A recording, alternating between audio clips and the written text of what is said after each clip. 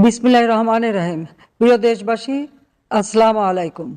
Fascist হটিয়ে জঙ্গি সন্ত্রাসী অস্ত্রধারীর হাত থেকে অস্ত্র উদ্ধার করে মানুষের জীবনে শান্তি নিরাপত্তা ফিরিয়ে আনার জন্য দেশবাসী সকলে যে যেখানে আছেন, সকল শ্রেণী পেশা দল মত নির্বিশেষে যারা স্বাধীনতায় বিশ্বাস করেন, যারা মুক্তিযুদ্ধের চেতনায় বিশ্বাস করেন, যারা অসাম্প্রদায়িক চেতনার বাংলাদেশ গড়ে তুলতে চান, বাংলাদেশের ভবিষ্যৎ উজ্জ্বল হোক, সুখী সমৃদ্ধ জাতি গড়ে উঠুক, উন্নত বাংলাদেশ গড়ে উঠুক, যারা চান তাদের সবাইকে আমি ঐক্যবদ্ধ হয়ে আগামীকালের কর্মসূচি সফল করা এবং এরই ধারাবাহিকতায় জনগণ আমাদের সাথে আছে।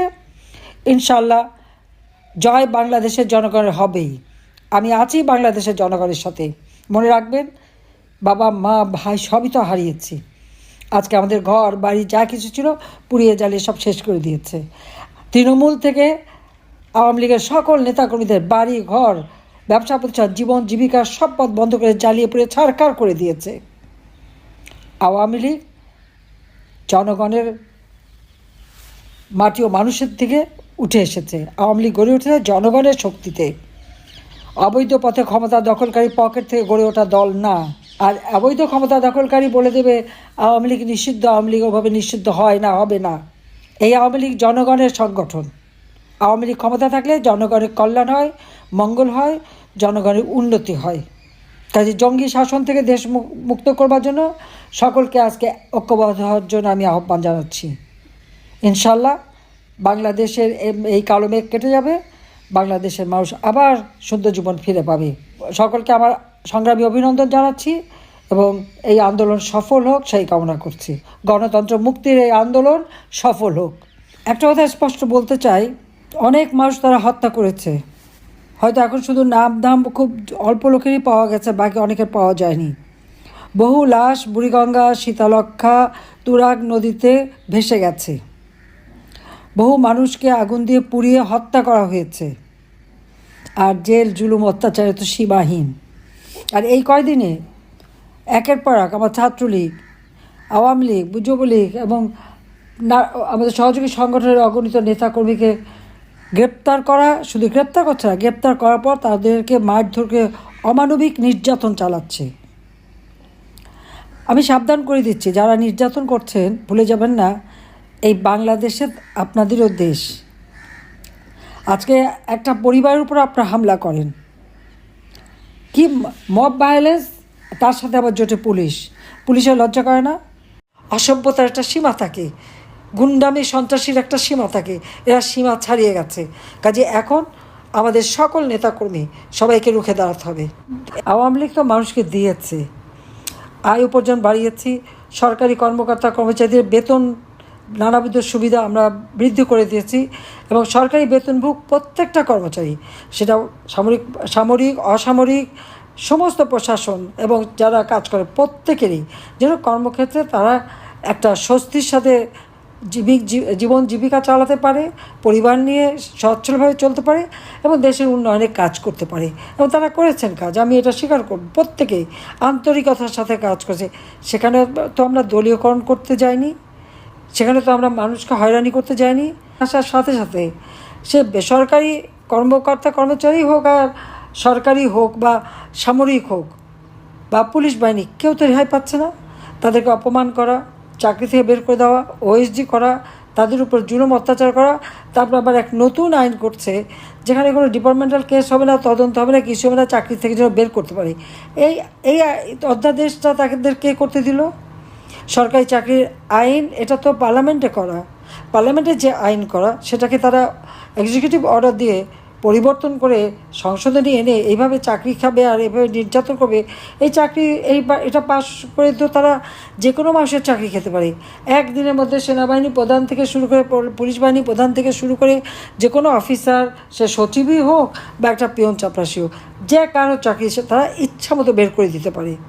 আজকে এই মব জাস্টিসের নামে এই বাহিনী প্রত্যেকটা বিশ্ববিদ্যালয়, শিক্ষা প্রতিষ্ঠান, সব জায়গায় শিক্ষকদের অপমান করা, বের করে দেওয়া, তাদেরকে সরিয়ে দেওয়া এবং মুক্তিযুদ্ধে যারা তাদেরকে অপমান করা। আর অপরদিকে আমরা কি দেখি, আজকে একজন যে যুদ্ধাপরাধী ভাবে শত শত মানুষকে হত্যা করেছে বদর বাহিনী প্রধান, মেয়েদেরকে ক্যাম্পে তুলে দিয়েছে, রেপ করেছে, অন্তঃসত্ত্বা একটা মেয়েকে দিনের পর দিন রেপ করে তার পেটে বাচ্চাটা পর্যন্ত নষ্ট হয়ে গেছে। শত শত মেয়ের উপরে এভাবে যারা পাশবিক অত্যাচার করেছে তার বিচার হয়েছিল, আজকে তাকেও মুক্তি দিয়ে দিল।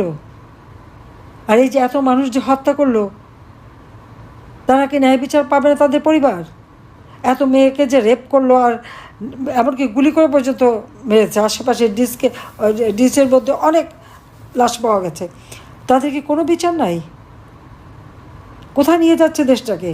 হ্যাঁ, যদি আপনারা হিসাব করেন যে কি জঙ্গিবাদ, জনগণ পেয়েছে চুরি ডাকাতি, জীবনের নিরাপত্তাহীনতা, দ্রব্যমূল্যের ঊর্ধ্বগতি, চাকরি হারা, কর্মহীনতা, মানুষের জীবনে নিরাপত্তা নাই, নিরাপত্তাহীনতা, লেখাপড়া শিখতে পারে না, লক্ষ লক্ষ ছেলে মেয়ে আজকে পড়াশোনা করতে পারছে না, তার পড়াশোনা পথ বন্ধ, চাকরির পথ বন্ধ।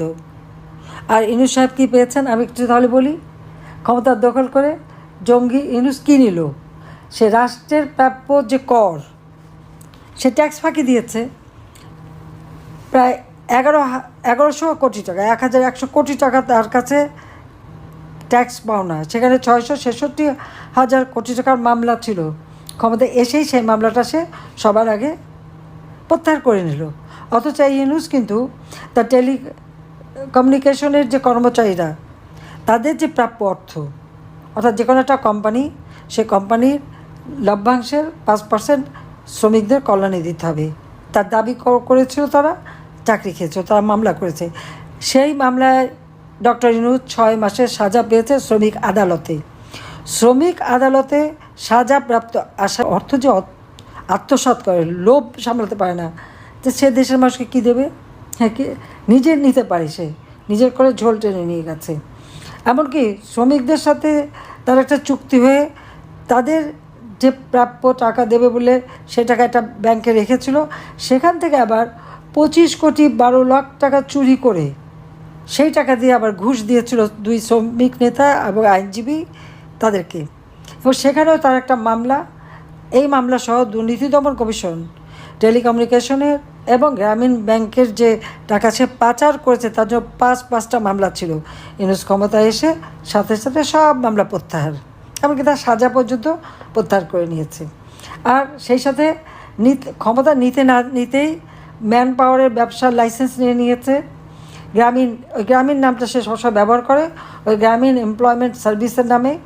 তারপরে গ্রামীণ টেলিকম ডিজিটাল ওয়ালেট, অর্থাৎ ওই বিকাশ নগদের মতো টাকা লেনদেন করা, সে ব্যবসাও নিয়েছে। ভবিষ্যতে অন্য কেউ এই ব্যবসা করতে পারবে না, সব ব্যবসা তার নিজের। সেই ব্যবসা তার এখন মানে কুক্ষিগত। গ্রামীণ ইউনিভার্সিটির অনুমোদন পেয়েছে, সামাজিক হেলথ লাইসেন্স পেয়ে গেছে।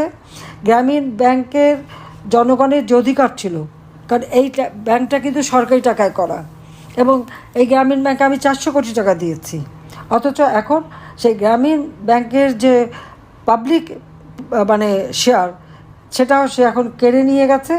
এখন 95% তার নিজের আওতায় নিয়ে এসেছে। গ্রামীণ ব্যাংকের বোর্ডে যে সরকারি প্রতিনিধি 3 জন ছিল, সেখান থেকে কমিয়ে মাত্র 1 জন রেখেছে। সাথে সাথে দেখা গেল সে সেই নতুন ব্যবসা বাণিজ্য সেগুলি সে করে যাচ্ছে। গ্রামীণ এভিয়েশন নামে একটা কোম্পানি করারও পদক্ষেপ নিয়েছে। স্টার লিঙ্কের বাণিজ্য সেটাও সে করে ফেলেছে। গ্রামীণ ব্যাংকের 5 বছরের জন্য কর মওকুফ করেছে। আমার প্রশ্ন হচ্ছে, গ্রামীণ ব্যাংকের কর মওকুফ কেন করে? গ্রামীণ ব্যাংক থেকে যাদের ঋণ দেওয়া হয়, সেই ক্ষুদ্র ঋণ, তাদের কাছ থেকে তো মোটা অঙ্কের সুদ নেওয়া হয়। গরিব মানুষ ঋণ নিলে সুদ দেবে, আর সেই ব্যাংক ট্যাক্স দেবে না। ওই ট্যাক্সের টাকা তো গরিবের উন্নয়নের কাজে লাগে, দেশের উন্নয়নের কাজে লাগে। তাহলে সে টাকাটা কার পকেটে যাবে? সে টাকাও ইউনূস খাবে, ইউনূসের পকেটে যাবে। তা গ্রামীণ ব্যাংকে 5 বছরের জন্য কর মওকুফ করেছে। সমাজ কল্যাণ মন্ত্রণালয়ে সামাজিক নিরাপত্তা, আপনারা জানেন সব ডিজিটাল সিস্টেম, কিন্তু আমরা সামাজিক নিরাপত্তা যাদেরকে এই বয়স্ক ভাতা, বিধবা ভাতা, প্রতিবন্ধী ভাতা, দুস্থ মুক্তিযোদ্ধাদের ভাতা আমরা যা দিই, এটা কিন্তু ডিজিটাল পদ্ধতিতে তাদের কাছে মোবাইল ফোনের মাধ্যমে চলে যায়। আর যারা বয়োবৃদ্ধ তাদের পোস্ট অফিসে চলে যায়। সেখান থেকে সে 700 কোটি টাকার তহবিল, সেটাও গ্রামীণ কল্যাণ ট্রাস্টের মধ্যে নিয়ে নিয়েছে। আর সেখানে যাওয়া মানে কি, ওই গরিব মানুষটা আর পাবে না। এমনকি 2024 সালে আমি যে বাজেট দিয়ে এসেছিলাম 7,97,000 কোটি টাকার বাজেট, সেই বাজেটের এই যে টাকাগুলি ছিল, সামাজিক নিরাপত্তার টাকা, ছেলে মেয়েদের বৃত্তির টাকা এবং কর্মসংস্থানের টাকা সব কিন্তু মেরে দিয়েছে। কোথায় গেল সে টাকা? সেই হিসাবটা কে দেবে? আজকে রাষ্ট্রযন্ত্রের প্রশাসনে প্রতিটি গুরুত্বপূর্ণ স্থানে সেখানে ইউনূসের আত্মীয় স্বজন আর জামাতের ক্যাডারদের বসানো হচ্ছে। অর্থাৎ সেখানে মানুষ আর সেবা পাবে না। এবং গ্রামীণ নাম ব্যবহার করে অর্থ আত্মসাৎ করার যে সুযোগ, সেই সুযোগ পুরোপুরি সে সদ্ব্যবহার করছে। এবং শেয়ার মার্কেটের 90,000 কোটি টাকা, ওই টাকা মানি লন্ডারিং করে দিয়ে দিয়েছে। আজকে যারা ক্ষুদ্র বিনিয়োগকারী তারা নিঃস্ব হয়ে গেছে। শেয়ার মার্কেটের এখন কফিন নিয়ে তারা আন্দোলন করেছে। এবং ব্যবসায়ীরা, আজকে তো ব্যবসায়ীরা ব্যবসা করতে পারছে না, তারা দিশেহারা। এবং শুধু তাই নেই, সমস্ত ব্যবসা তো এখন আস্তে আস্তে ইউনূস করালগত করে দিচ্ছে। ব্যাংক, তারা 18টা ব্যাংকের নির্দেশ দিয়েছে তারা ডিভিডেন্ড দিতে পারবে না। কেন পারবে না? মানুষের টাকা সেখানে, মানুষকে তো ডিভিডেন্ড দিতেই হবে, তাহলে মানুষগুলি চলবে কী করে? ব্যাঙ্কগুলি তো বসে যাবে। সমস্ত ব্যাঙ্কগুলি যে অচল করে দিচ্ছে। কেন? শুধু নাকি গ্রামীণ ব্যাংকই থাকবে। ওই গ্রামীণ ব্যাংক মানে ইউনূসের পকেটে টাকা, গরিবের রক্ত চুষে খেয়েছে এবং সমস্ত মানুষের ব্যবসা বাণিজ্য সব শেষ করে দেওয়ার পরিকল্পনা সে নিয়ে নিয়েছে। কারণ ব্যবসায়ীরা আজকে দিশার, আপনারা নিশ্চয়ই দেখেছেন যে তারা এত ক্ষুব্ধ হয়ে গেছে। কই আওয়ামী লীগ সরকার আমলে ব্যবসায়ীদের, সে যে দলই হোক, বিএনপির ব্যবসায়ী ছিল, আরও সব জায়গায় ছিল, আমরা তো তাদেরকে কখনো ডিস্টার্ব করিনি।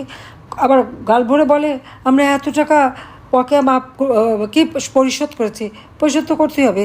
যে টাকা মাসে মাসে পরিশোধ করা হতো, ইউনূস ক্ষমতা আসার পরে করেনি। 8 মাস পরে সেই টাকা যদি দিতে যায় তাহলে সেখানে তো কথা আসবেই। কিন্তু প্রত্যেকটা ঋণের শোধ করার টাকা এবং আমাদের বিলগুলি, সমস্ত টাকা আমাদের বাজেটে ধরা ছিল।